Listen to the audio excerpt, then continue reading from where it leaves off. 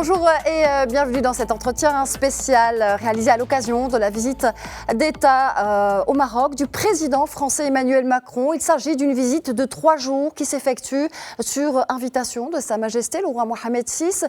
Et dans ce cadre, nous recevons plusieurs personnalités pour revenir sur le partenariat stratégique entre Rabat et Paris. Un partenariat bel et bien relancé. La dernière fois que le chef de l'Élysée s'était rendu dans le Royaume, c'était en novembre 2018 pour inaugurer la ligne grande vitesse Tanger-Casablanca aux côtés du souverain. 6 ans plus tard, le Maroc et la France ambitionnent d'écrire un nouveau chapitre dans leur relation qui s'était quelque peu essoufflée. Et c'est bien un nouveau souffle qui caractérise désormais ces relations, notamment depuis le soutien ferme du président Macron au plan d'autonomie sur le Sahara marocain, un soutien formulé en personne par le chef de l'État français dans une lettre envoyée à Sa Majesté le roi Mohamed VI lors de la célébration des 25 ans de l'accès au trône du souverain. Et aujourd'hui, j'ai le plaisir de recevoir depuis Genève Madame Ariane de Rothschild, CEO d'Edmond de Rothschild, pour évoquer cette visite que certains qualifient d'historique. Ariane de Rothschild, bonjour et merci d'avoir accepté l'invitation de Medi 1 TV. Merci à vous. Merci beaucoup. Merci.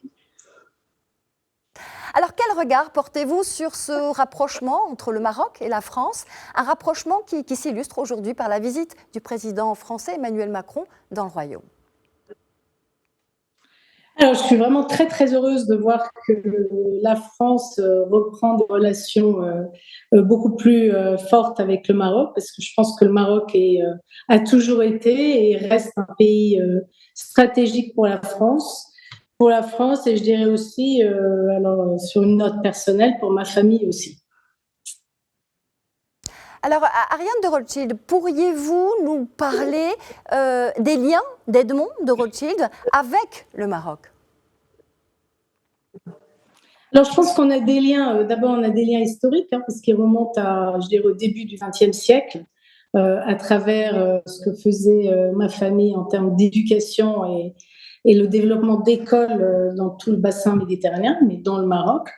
On a des liens aussi, à travers la philanthropie, à travers notre hôpital et l'hôpital Cheikh Zayed à Rabat. Et ensuite, évidemment, de longue date, des relations économiques et en particulier en termes d'investissement dans le Maroc.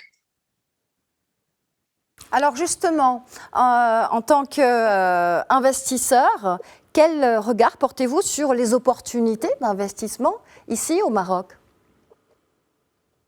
Alors, le Maroc, pour nous, est vraiment une priorité d'investissement à travers notre fonds Amétis, qui est le fonds qui investit sur tout le continent africain.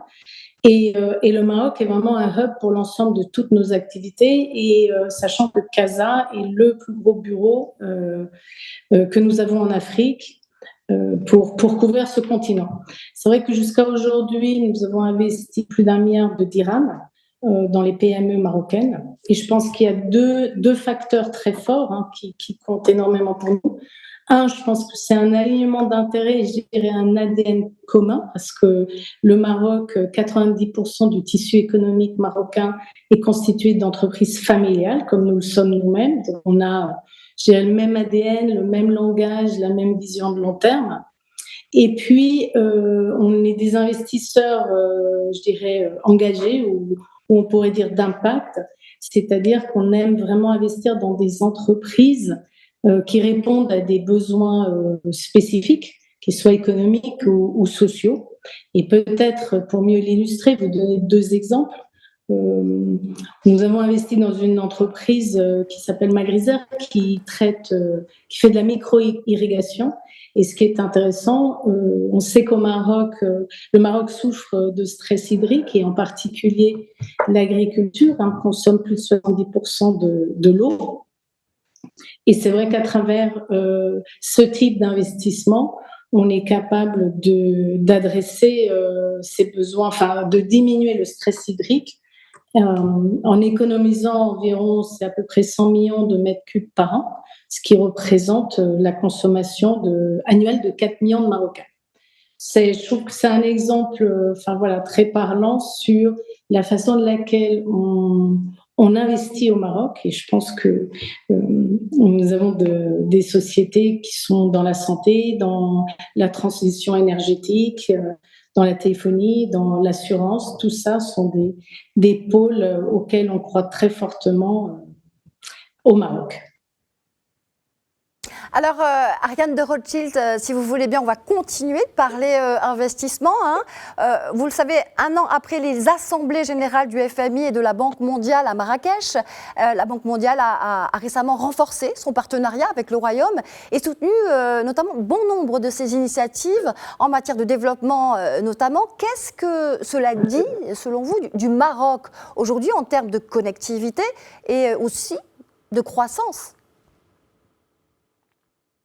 Alors, je pense que c'est un signal extrêmement fort. Je trouve que c'est un signal vraiment qui prouve à quel point, enfin, qui prouve la crédibilité internationale du Maroc, sa stabilité économique et politique. Je pense que c'est vraiment le tampon de crédibilité justement, vous parliez des 25 ans du règne de Mohamed VI. Je pense que c'est le résultat d'une politique économique et sociale qui a été lancée il y a 25 ans par Sa Majesté. Et je pense que c'est aussi un tampon de garantie sur le potentiel de croissance du Maroc ainsi que de sa capacité de transformation.